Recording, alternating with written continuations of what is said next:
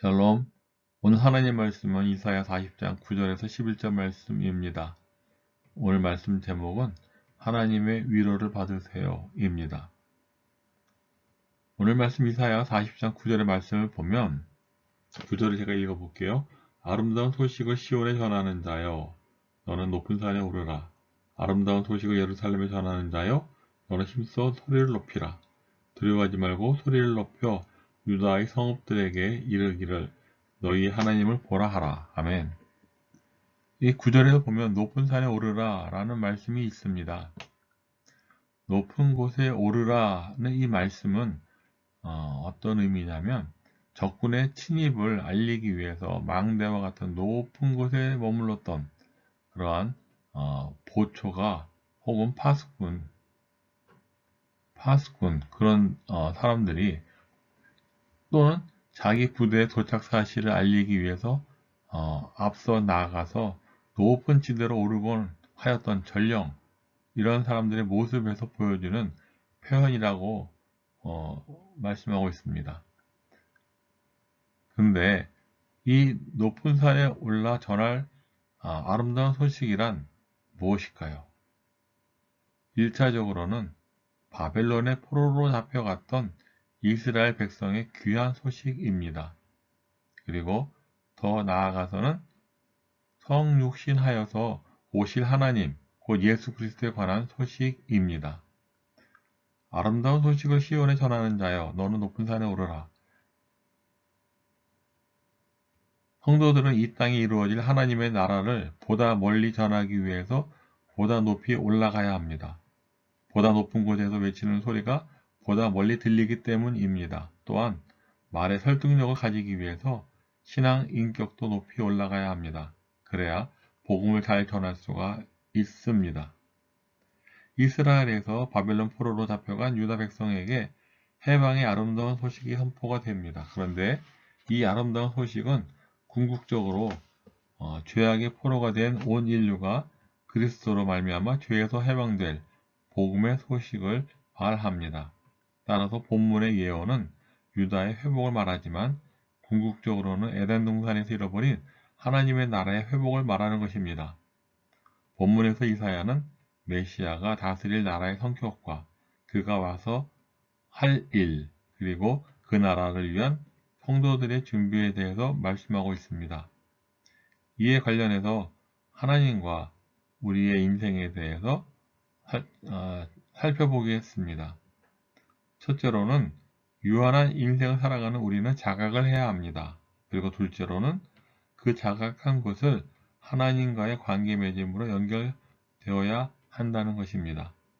우리는 언젠간 죽고 마는 유한한 인생이므로 하나님의 위로를 누리기 위해서는 나는 풀과 같고 나는 꽃과 같은 존재라는 것을 인식하고 그것으로 그치는 것이 아니라 내 연약함과 한계를 인식하는 그 자리에서 여기에 도우시는 하나님이 계시다는 것을 선포하라는 것입니다. 저는 이 구절을 보면서 깨달은 진리가 하나 있습니다. 우리가 이제 젊을 때에 대해서 자기 인생에 대해 너무 모르고 아무것도 아니면서 대단한 것처럼 허세를 부리고 교만하게 살았다는 것입니다. 그렇다가 나이를 들면서 자기를 알아간다는 것이죠. 그런데요, 어쩌면 나이를 들어서도 자기가 어떤 사람인지 모를 수 있습니다. 하지만 자기를 안다는 사실은 이게 보잘것이 없는 인생이라는 것을, 그냥 안개 같은 인생이라는 것을, 내가 그냥 쓸데없이 교만했구나 라고 느끼면서 그것에 대해서 알 수가 있는 것입니다. 이것을 깨닫게 되면 그것을 깨닫는 순간 우리는 그 순간에 두 갈래 길 앞에 서 있는 것을 발견하게 됩니다. 그래서 우리는 두 갈래 길 중 한 길로 가야 한다는 것이죠. 자, 한 길이 무엇을 말하나요? 바로 내버려두면 저절로 가게 되는 길, 그 길이 하나가 있습니다. 바로 그 길은 우울한 길입니다. 또 세상의 넓은 길이기도 합니다. 그로 말미암아 내가 초라해졌습니다. 한심합니다. 그리고 이 길은 왜 나이가 들면 들수록 그렇게 불면증이 찾아오는 것일까요? 그 이유는 이 길에서 자기를 자각했기 때문입니다. 그래서 난 무엇인 줄 알았는데 그게 아니더라는 것이죠. 또 내 잘난 맛으로 살아왔는데 어느 날 이 허상이 벗겨지고 나니까 초라해진다는 것입니다. 그리고 우울해졌다는 것이죠. 바로 내 자신의 연약함을 발견할 때 내버려 두면 저절로 가는 또는 자동적으로 열리는 길이 하나가 있다는 것입니다. 이러한 길이 있는가 하면 또 다른 하나의 길은 오늘 하나님 말씀을 통해서 알 수 있는 길이 있습니다. 무엇입니까? 지금 이 시간을 통해 하나님이 여기 계시다는 것을 발견하게 되는 좋은 길을 찾아가는 것입니다. 여러분, 이 두 갈래의 길 중에 당신 어느 길로 가고 계신가요? 우리가 아는 파스칼은 천재 수학자라고도 알려져 있지만 그 팡세라는 그 책을 통해서 주옥 같은 명언을 남긴 분이기도 합니다. 그 팡세라는 책에 보면 여러 명언 중에 이런 명언이 있습니다. 사람이 하나님을 알면서도 자신의 비참함을 모르면 교만해진다는 거죠. 그 다음에 또 잘 들어보세요. 자신을 알면서도 하나님을 모르면 멸망하게 된다는 것입니다. 제가 이것을 보면서 자신을 외면하거나 하나님을 외면하는 일을 함으로 인해 하나님 앞에서 범죄한다는 생각이 들었습니다. 이것이 말씀하는 이유가 무엇일까요? 무엇을 전제하고 하는 말일까요? 인간은 하나님을 모르고 있다는 것을 전제로 하고 있습니다. 우리는 하나님에 대해 다 아는 것처럼 말합니다. 그러나 우리는 정작 하나님에 대해 아는 것이 없다는 것입니다. 하나님의 깊으신 그 뜻을 우리는 알지 못하는 것이죠. 비유적으로 보면 새가 내 머리 위에 날아다니는 것은 저도 어떻게 하지를 못한다는 것이죠. 그런데 이 새는 무엇을 말하는 것일까요? 정직하게 고백을 한다면 이 새는 절망적이고 숨을 막아버리려 하는 그런 악한 생각들입니다. 그래서 그 절망이 또는 그 무기력함이 그냥 호흡처럼 다가오는 것이죠. 그리고는 두려움이 물밀듯이 밀려온다는 것입니다. 하나님의 평안이 없고 사랑의 결핍은 시간이 지날수록 절망과 두려움이 같이 커지는 것입니다. 결국 막을 수가 없게 되는 것이죠.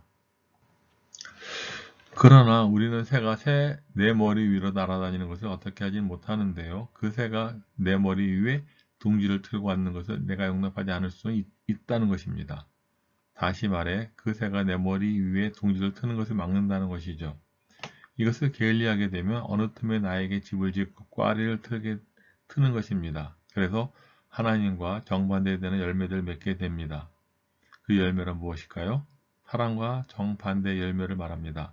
미움, 시기, 질투, 마음의 살인, 또 때리고 욕하고 하는 것, 또 우상을 섬기는 것들을 말합니다. 그 한날에 두렵고 저녁에 우림이 기습을 해도 아침에 주신 새로운 은혜로 날마다 회복이 되고 치유가 되는 은혜가 우리에게 있기를 간절히 소망하는 것입니다. 예수 그리스도의 십자가의 사랑으로 가능합니다. 예수를 믿음으로 우상을 타파할 수가 있습니다. 근데요, 왜 어제 두려웠던 것이 아침에 없어질까요? 나 자신을 알면서도 하나님을 모르면 절망하게 되는데요. 나 자신을 알고 또 도우시는 하나님을 알면 절망이 없어진다는 것입니다. 이런 의미에서 저는 이사야 40장 1절에서 말씀을 보면 너희 하나님이 이르시되 너희는 위로하라 내 백성을 위로하라. 이 말씀이 진실로 너무 감사합니다. 그리고 오늘의 말씀이 내 백성을 위로하라로 시작했다가 그는 목자같이 양떼를 먹이시며 어린 양을 그 팔로 모아 품에 안으시며 라고 끝을 맺었기 때문에 감사한 것입니다. 이 하나님의 말씀이 뜻하는 위로란 내가 좋아하는 노래를 들으면 울적한 것이 사라지는 그런 차원의 위로가 아니라 관계의 맺음인 것입니다. 이사야서 53장 6절 말씀을 읽어보겠습니다. 우리는 다 양같아서 그릇 행하며 각기 제 길로 갔거늘 여호와께서는 우리 모두의 죄악을 그에게 담당시키셨도다. 아멘. 우리는 가만 내버려두며 엉뚱한 길로 가고 마는 것입니다. 오늘도 우리는 보고 있는 것입니다. 나를 보면 엉뚱한 길로 가는 것을 볼 수가 있습니다. 하나님은 우리 보고 사랑하라고 말씀하셨습니다.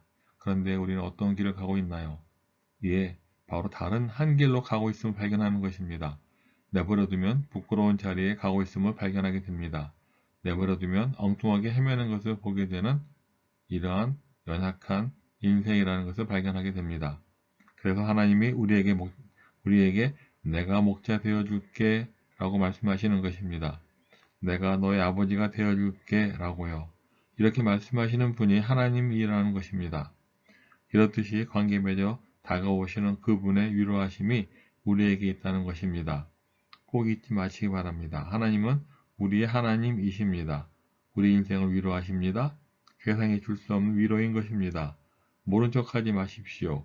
하나님께서는 지금 우리 마음을 하나님의 치료의 오른팔의 능력으로 만져주고 계시다는 것을 말입니다.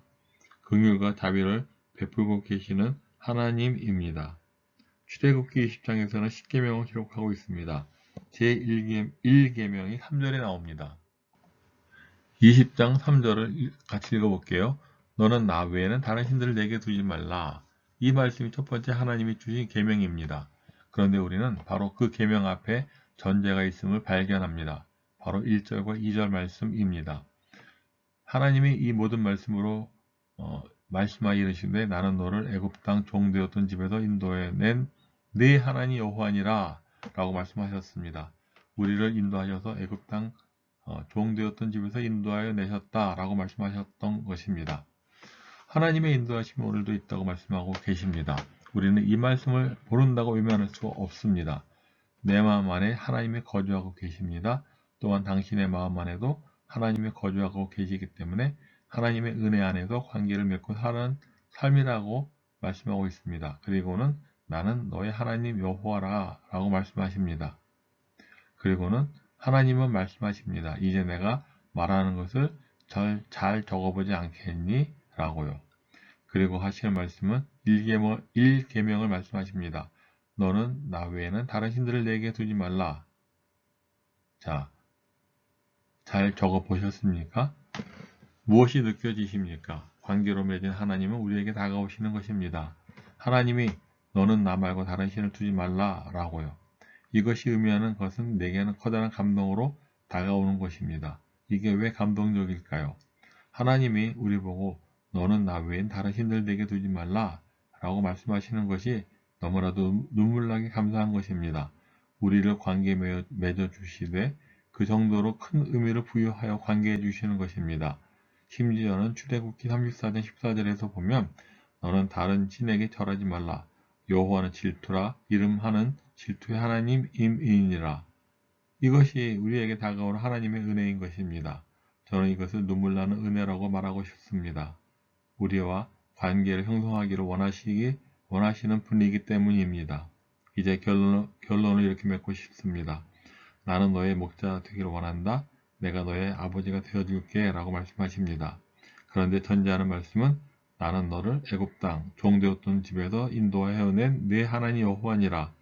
나를 지금까지 인도해 주신 하나님이라고 강하게 강조하고 있습니다. 그 하나님이 지금 여기 계시다고 말씀합니다.